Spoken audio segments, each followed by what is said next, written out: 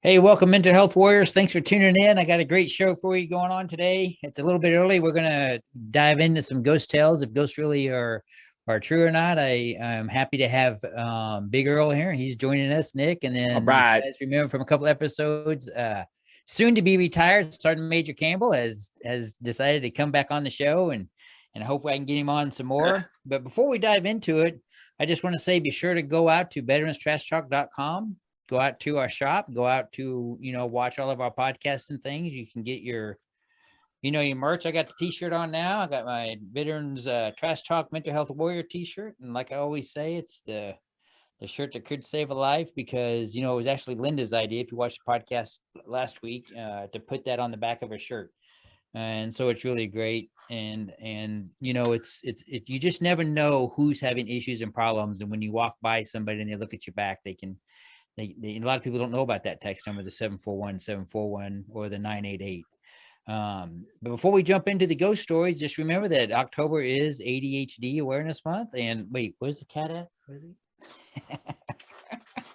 he? Why is there seven things? Why is there seven things? What did Chris say? Why is there seven things that we celebrate in October? Because it's ADHD month, so we don't know. We'll just keep going. Yeah, no, right. What is it? What? It's also Breast Cancer Awareness Month. Breast cancer is a horrible disease. We are currently dealing with it in my family with my older brother's wife. God bless her. She's a trooper and a fighter, and she's hanging in there right now. So hats off to all that. But yeah, so let's dive right into it. So a little backstory. My older brother lives in Kansas City. His house was built in 1908. And underneath his porch, he thought, he's got raccoons and stuff that keep trying to get in his pond that he built in his backyard. So he thought, a rodent or something was underneath his house.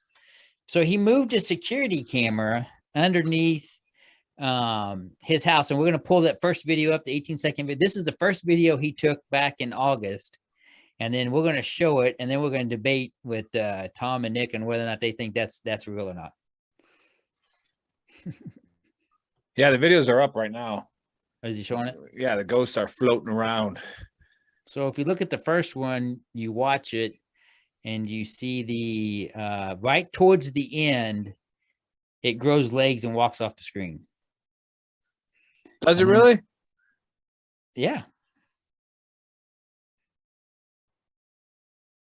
And then on the second one, if you watch it, they oh yeah, it comes up out of the ground and turns and it's actually walking outside of his porch.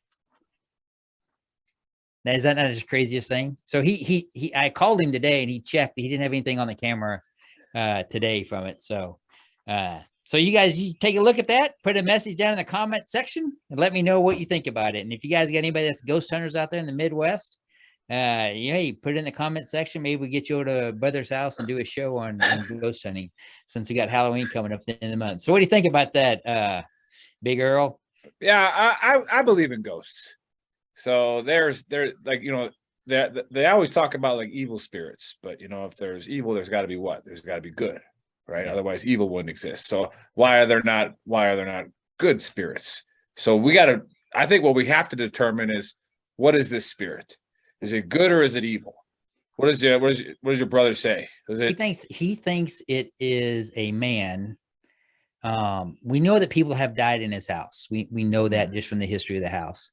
I'm more to assume that it's a child who's playing, giving the size of the anomaly that you're seeing. But he thinks it's a man, going to work or leaving to go to work or something like that as he comes, because he's going in the first one, he's actually walking into the house. And on the second one, he's actually walking out to the backyard. If you look at it. Well, Rebecca says it's definitely an evil spirit. So Rebecca, what makes you think that? And then Dave, Faceman, saying that it's aliens. So it's alien. Yeah. The Men in Black's going to show up now. Yeah, but my personal ghost story is, I was a young kid and I honestly thought I was seeing my grandpa for real. And then when I was telling the story years later, my mom goes, "What year was that?" I guess 6th grade. She's like, "Your grandpa wasn't alive." And I was like, "My grandpa came to all my football practices." You know, that's what I thought. He was an NFL player, and his sons were all big and should have been NFL players, but they went to jail at like 14 years old. So, it's almost like he was waiting until one of his, you know, somewhere in his bloodline, somebody played football.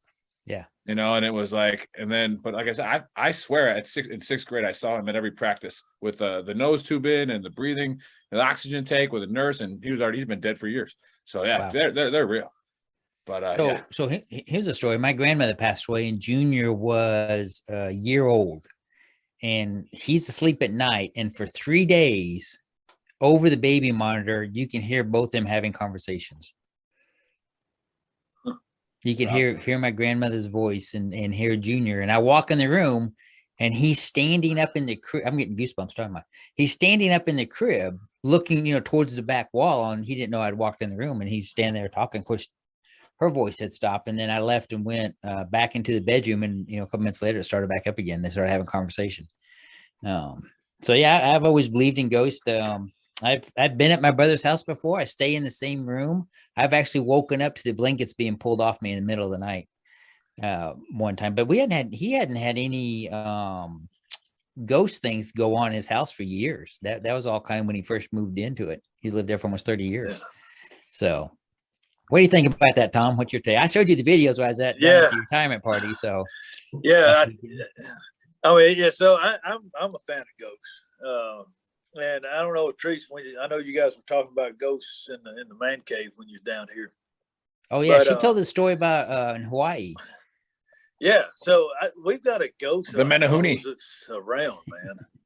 And so yeah, in Hawaii, I was out on the lanai, and then where you walk from the living room, there's like a little hallway. It goes back to the master bedroom and the bathroom. And I saw somebody walk back there. And then Teresa came out in the lanai out the other door. I said, hey, I thought I just saw you go. She goes, no, I thought you were going walking back there. She saw the same thing.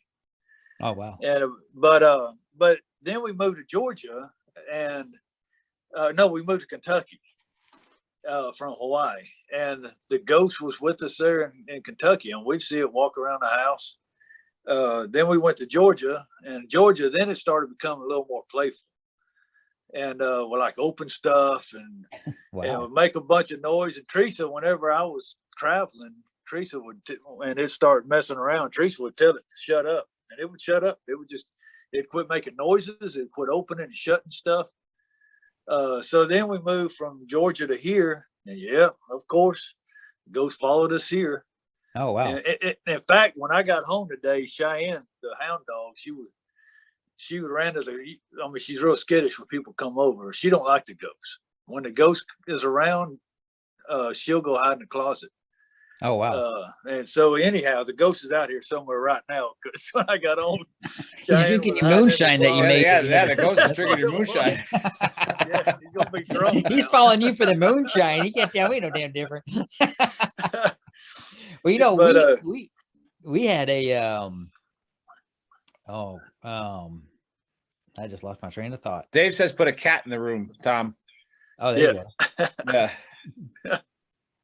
When we lived at Fort Monroe, we lived on Fort Monroe, Virginia for years. You know, that's been around since 1609. Oh yeah. And our neighbors that lived behind us, they had an evil spirit in that house. And Walker and Donna was their name, and the ghost actually would scratch them and throw things at them, and it was they did not have a good experience with that ghost. Well, you know, there's that one house that's on Fort Monroe in the old fort that nobody's lived. They won't let anybody move in since the 70s because it kept torturing people. Yeah, and it's an old wore down house inside the moat there. I think it's all taped off. Yeah, it is. Yeah. But you know, me and Teresa was out there at old Fort Monroe one night, and was taking pictures, and my computer crashed, and that I had that picture on, and we lost it, unfortunately. But in the old Robert E. Lee house, she took a picture of the house, and then when you looked at the picture, you could see, no crap, Robert E. Lee standing next to his wife in a rocking chair, and she's holding a baby. Oh wow! In the house. Tell me that story. And so we was talking to the lady in the gift shop in the casemate, and she goes, "Oh yeah, So there's a ghost in the casemate, like in the gift shop. They say probably about once a week, all stuff will get pulled off the shelves and stuff, and they'll put it back on and lock the door. Go home, come back in the morning, and stuff's in the floor. They got to put it back on the shelves. Job security. Yeah. So Tom, what do you think that ghost that's following you around is there for? Do you think it's a past family member or is it like, because like in my theory, like I said, the good spirits are there until they get released, until like they're there to watch something, and then they go up to heaven or wherever the afterlife is. So, yeah, I don't know, because I've never been able to see its face to know exactly who it is, but there's a number of people that it could be. I mean, I've been told it might be Ryan Baum, which I've got a significant story about how he was killed. Teresa's dad, who died, which I mean, it was very protective. So I don't know. I really don't know who it is. It is a guy. We do know that for a fact. Why does the toilet seat go up? Yeah, everyone's like pees on the seat. But, so if it's left up, you blame the ghost, right, Tom? Yeah, right, exactly. Right. But I don't know. I really don't know who it is, but whoever it is, it's not an evil spirit. It's a good spirit, and I think, and why we kind of lean towards Teresa's dad was he used to give her dimes. And every once in a while, we'll go outside and there'll be like a dime on the step, or there'll be a dime on the kitchen table, or we keep finding these stupid dimes. I say stupid. These dimes all over the house. Like, did you put a dime? No, I don't know where it came from. So we tend to think it's probably Teresa's dad. Yeah, possibility. No, I like that. I like that. We could go with that. Yeah, we'll go with that. Yeah. Yeah. So to go on with my ghost story, like I said, I would always hear my grandpa's voice in football games, and then in high school, I think it was like our homecoming game. I had a pick six for like 70 yards to like seal the deal, and I heard "good job," and then I never heard his voice again. Oh, wow. So it was like he was waiting for that. Like he was waiting to see something like that happen. Then he was out. So, like I said, I've never heard it again. That's funny how that happens. I guess they find their piece or whatever, and then do the crossover. Yeah. So whatever this Many Hooney you got into your brother's house, I don't know what he's waiting for walking around. Maybe he needs to go dig something up down there. Maybe that's what he was talking about. He thought about maybe. I need to bring my metal detector. Dahmer didn't live there, did he? All right, like, I know, right? Not that I'm aware of. Yeah. And now I wonder what my brother's been doing. He's been there a long time. Yeah. What? Not just the neighborhood cats that disappear anymore. So hey, for all you guys don't know, last time Tom was on the show, he has a very moving story, much like my own. But Tom's about ready to move into the second chapter of his life. He's retiring. 32 years in the service. So congratulations with that. That's a pretty amazing. And every single school you attended, you made the commandant's list. I didn't know that about you. Yeah. I mean, I'm not smart by any means, but yeah. Right. I mean, every NCOS school that I went to, I was on the commandant. Never was the honor grad or anything, but I was always on the commandant's list. But I think it's just because I could put common sense. Yeah. Or apply common sense, I guess, because I mean, Army tests, they're not exactly hard. No. Well, they rated it at 8th grade levels. I don't know what they used to. Right. That's pushing it. Yeah. What are the Marines at? I mean, you just got to be able to spell your name without eating the crayon. So, don't eat the glue. Or lick the glass.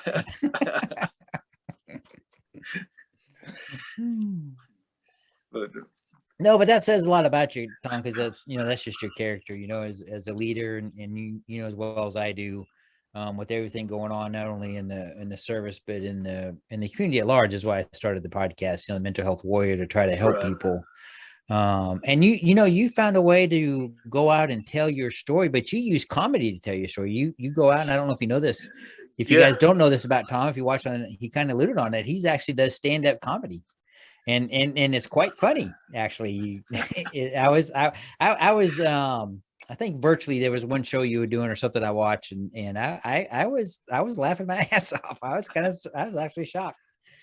I think people laugh more at me than they do at my material. Hey, that's a mixture of both. John Kerry made a living off of it. Yeah, Jim Carrey made a living off of that. Yeah. So, well, laughter is so important for mental health, and a lot of people don't realize that. Yeah, reset your mind. And it's important for resilience when you put things into perspective. A lot of times you can laugh and change your mindset, and then you might get mad again, but at least you take a breath, and then think about it. Yeah, it is. I mean, that's what I tell people. I mean, when I do comedy, I mean, somebody could have the shittiest day they've ever had in their life, and they bought a ticket in advance. So now they're going to come to the show anyway because they don't want to waste their ticket. If I can make them laugh for 20 seconds, that's 20 seconds that I took their mind out of whatever their world is. Yeah. And, but there's therapy in it for me too. Don't get me wrong. Yeah. But right. I mean, and that's what I say. I mean, I think the three biggest resiliency builders is laughter or comedy, music, and I'm not to give myself away. I mean, I'm sure you saw my string guitars in here, but sometimes when I get lonely, and actually I was strumming on my 3-string cigar box whenever I say, "Oh shit, I got to go log in." but well, you could have just brought on and played somewhere while we were on the show. But I think the biggest one though is why I hunt and fish is nature, man. Yeah. There's just something that I can't explain in words. I mean, we were talking about duck hunting earlier. That's really, I mean, I love duck hunting. I love eating ducks, but when you're sitting in the duck stand and the sun starts creeping over the water, and then once the sun starts to break and everything comes alive, there's something you can't explain in words. Oh yeah. That, I mean, and whatever, I mean, I could have the crappiest day or night of my life. You stick me out in a duck blind or in the woods in a deer stand, and as soon as that sun comes up and the woods come alive, dude, I'm good. Yeah. Perfect. Yeah. And then Dave mentioned, physical health as well, making sure you stay active. I know, Cliff, Cliff, you've been running a lot lately, haven't you? Well, I mean, allegedly, every time you're videotaping, you're walking. I know, right? I stopped. I ran once and I tripped, and I quit doing that. So every time I make it, I haven't been able to run for 2 weeks. I actually in yoga, I actually strained my abdominal muscles. So I got the Army 10 miler on Sunday, which I'm going to run it. I switched it to virtual. I tried to run today and I was able to run, but I tell you what, I've never pulled the abdominal muscle before, but it's a bitch to try to run. So maybe more walking than anything, but since I switched to virtual, I won't have a time crunch to get it done. But 2 weeks ago, I ran 10 miles, ran 6 miles one day, then 10 miles and 8 miles. But to me, working out is how I decompress myself or how I hold my PTSD. And when I can't work out, and I did a show on this 2 weeks ago, I get really depressed, and I was having a hard time with pain and some other stuff. And I just couldn't shake it. And that's the first time in a long time I wasn't able to shake it. And it spiraled me down. And I really have been trying to limit, drinking, because I'm here, of course, alone with my boys at night. Well, one boy now, because the other one's in college. And no, for particular reasons, I never drink a whole lot, but that was just hard for me to shake that and to get on and to do the mental health warrior and kind of talk about it. It helps out a lot.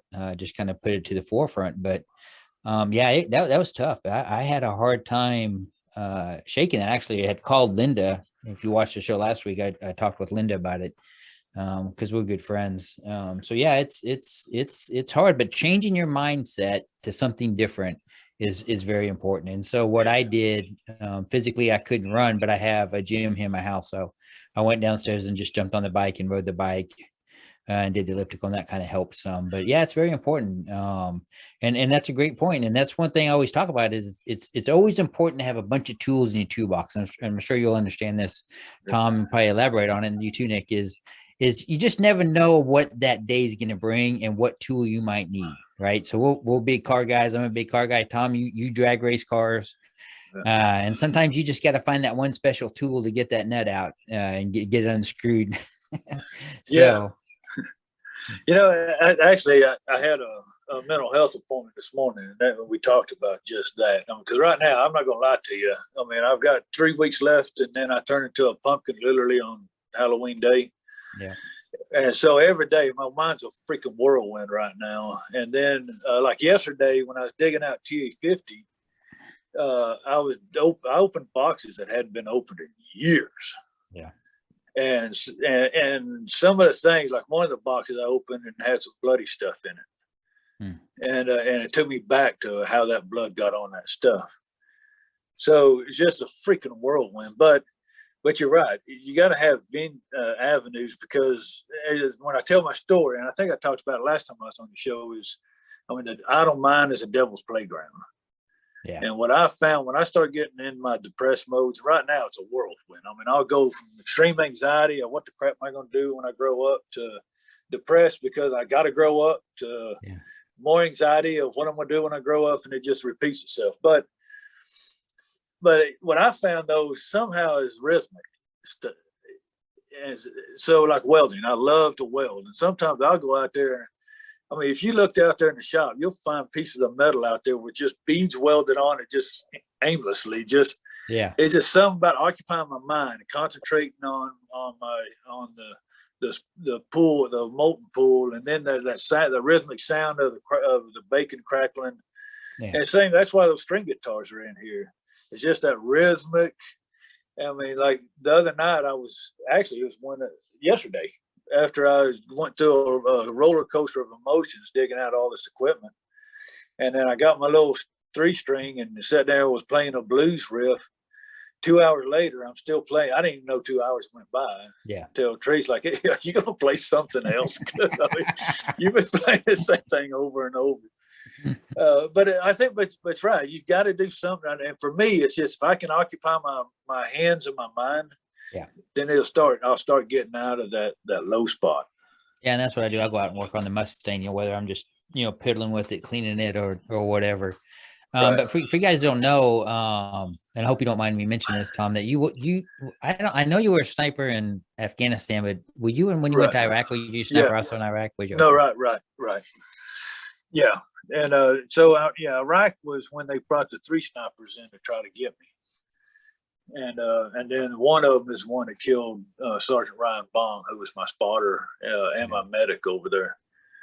But and that's something you talk about. That's a story you talk about. Yeah. And that's what I mean. One of the things, I mean, like I showed you, I mean, I've got a very special rifle in my collection. That I was able to buy back after it got coded out. That has a lot of sentimental value to it. Yeah. That's one thing is that I talked about on one of my very first podcasts is, when I was at the Pentagon 9/11 and I came home and took my hat, boots, and gloves off, and those are actually in the museum in DC, I didn't talk about it or nothing about it. And then, 10 years later, 12 years later, the Air Force wanted to do an article on me, and I pulled those items out of the box. And just like you were talking about, Tom, all those thoughts and memories and everything I had all come flooding back. Yeah. And I tell people all the time, you have to learn how to deal with it, because PTSD never shows its head when things are going good. Like you said, you got idle mind, you get a big change going on in your life. And that's one thing Linda brought up to me, and I didn't even think about it. I've been now 1 year retired out of the military. Junior's now gone to college. The wife's in Rhode Island, and it's just me and Lloyd here at the house. And so, I was going through a lot of changes that I just didn't realize, Right. And sometimes you get so enthralled with life that you don't think about it, or you just miss some things on what's happening. So, it gets tough, but, with the Veterans Trash Talk community, that's why, it was started, so everybody can reach out with like-minded people and always talk about your thoughts and problems. And I know, with being associated with them now for almost a year, it's a pretty amazing organization. And what, Nick, and what you guys put together, it's no telling how many lives have been saved that we don't even know about, just by the simple fact of having that outlet. Yeah. Right. Yeah, I found the Veterans One Stop here in El Paso, and we always talk about how there's 44,000 nonprofits for veterans. And it's like, how do I not, after I started this community, I still didn't know about El Paso's Veteran One Stop, like right in my own backyard. Yeah. You know, and it's like, how do I not know about that? And so I started going there and, you know, and talking to people and hanging out there a little bit. And I was like, and we sit there, and I just got into a good conversation last week with the guys about master resilience training. Yeah. You know, and I'm sitting here like, do we realize how bad we fucked that up in the Army, to where how great of a tool that is? And all we did was make it stupid. You know, we made it Army, as opposed to, we should have just kept going down the road of it as a combat skill. Yeah. Right. And that's the way I looked at it. And we had Karen on the show. She was a life coach out in Hawaii, and a level 2 MRT. And, you know, I talked about how I got my whole company to qualify expert, and not having people shoot next to them like EIB lanes, but like actually qualify expert, because I brought the MRT people out to the range. Every range we went to, they were out there.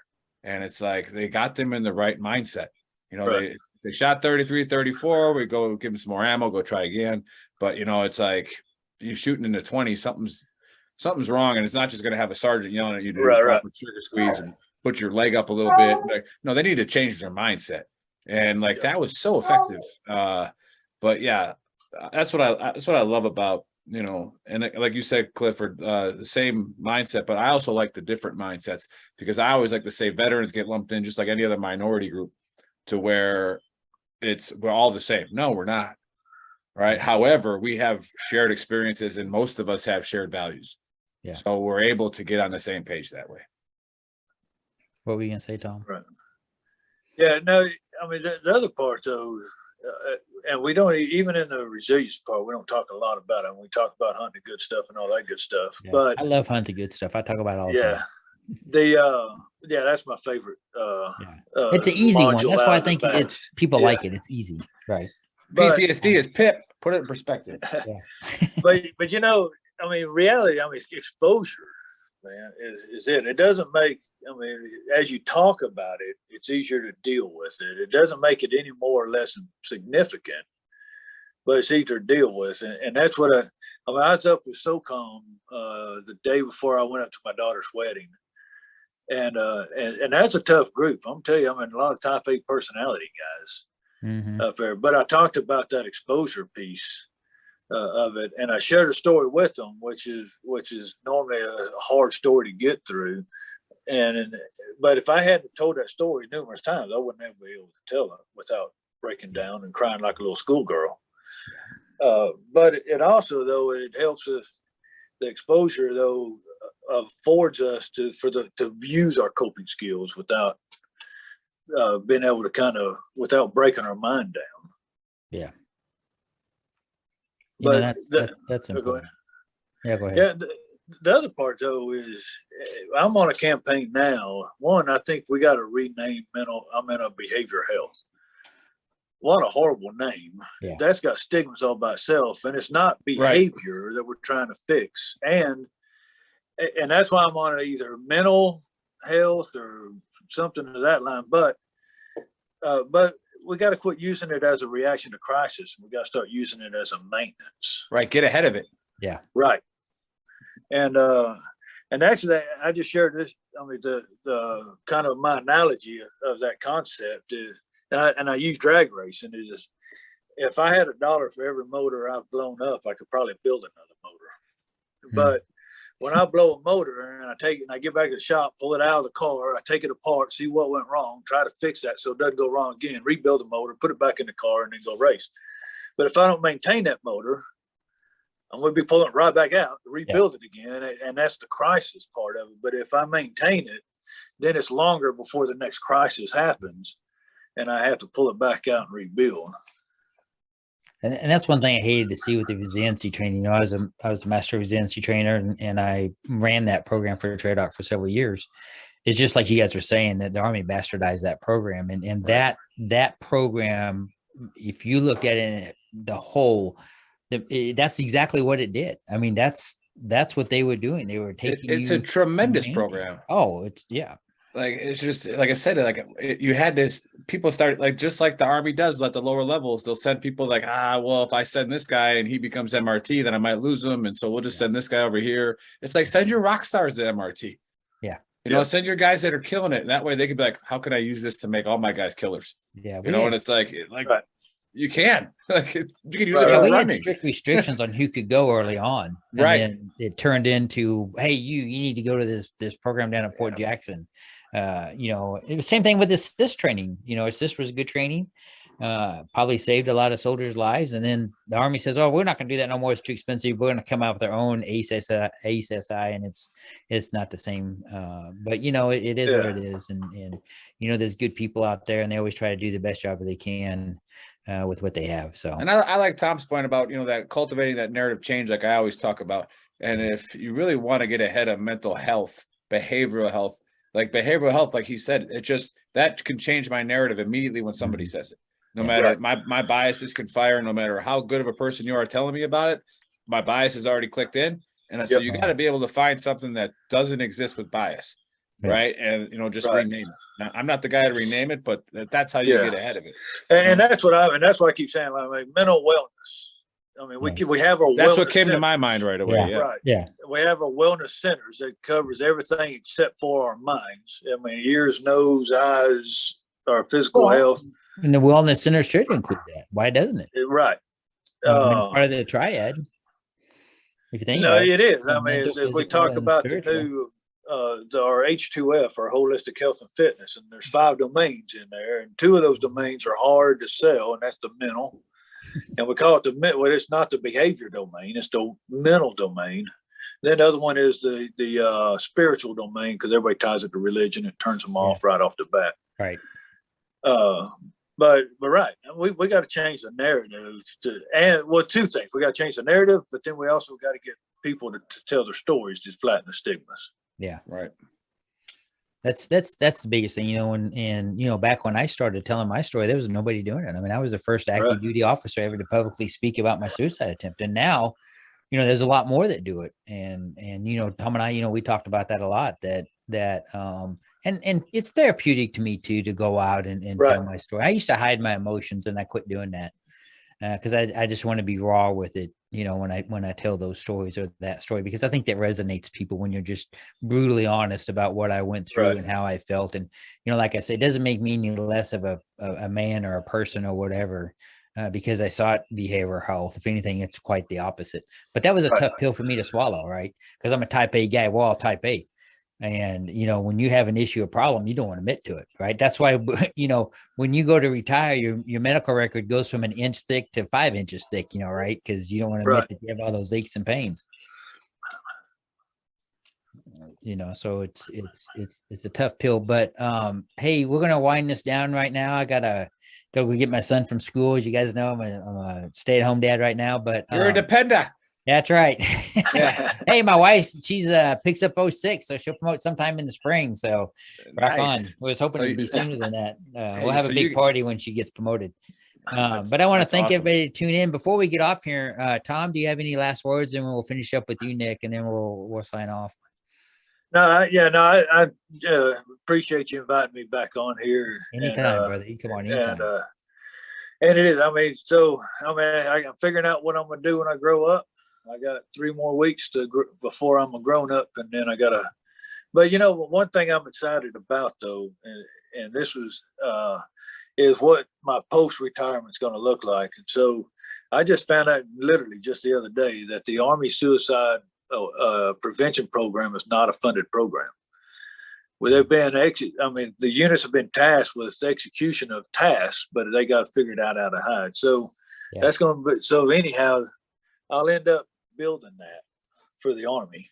So I'm kind of excited about retirement. I don't know when that's going to start, but what I'm going to do in between time, I'll probably be standing on the corner with a sign if you see me. Make sure to drop it. I'll come down. We need to go hunting and fishing. Yeah. That's what you're going to be doing. I need more deer in my freezer, bro. Yeah. Moonshine. But hey, I want to, before I close out, I don't want to steal time. Hey, no, you're fine. There's an event coming up on Veterans Day up in Tan Cannery, Virginia. Okay. And Justin Pierce puts this event on it, and it's for all veterans and active duty and first responders. It's a fishing retreat.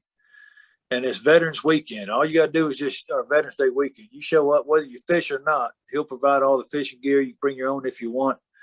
But I'll send you the link to it, and you can post it and share it. I spoke at it last year, and what a tremendous event up there. Yeah, Tom, we can get him on the show. So have him get in touch with me, and then we'll get him on the Trash Talk Hour. Yeah, and we'll promote it. So that's awesome. And I just wanted to bring up that how I got to actually meet Tom, right? And then I got the first thing you can buy with your new suicide budget, but we'll talk about that next week. But when we started VTT, we started to find people that were really motivated and that to help with the cause of helping veterans and anybody with a mental health crisis. And that's how we met Cliff, right? And I was so proud to bring him on the team. That's how we met JC. Right, JC Glick is on the team, and he's been a really good advisor for us and coming on and doing shows when we need a guest host. And then we met you, Tom, as well. And it's like you start to see the people that are actually motivated to help, and then you also on the flip side of that, you start to see people who are there just to make themselves famous, Right. But no, we have a really good core, and I think that's why we're successful is because we're here to actually just.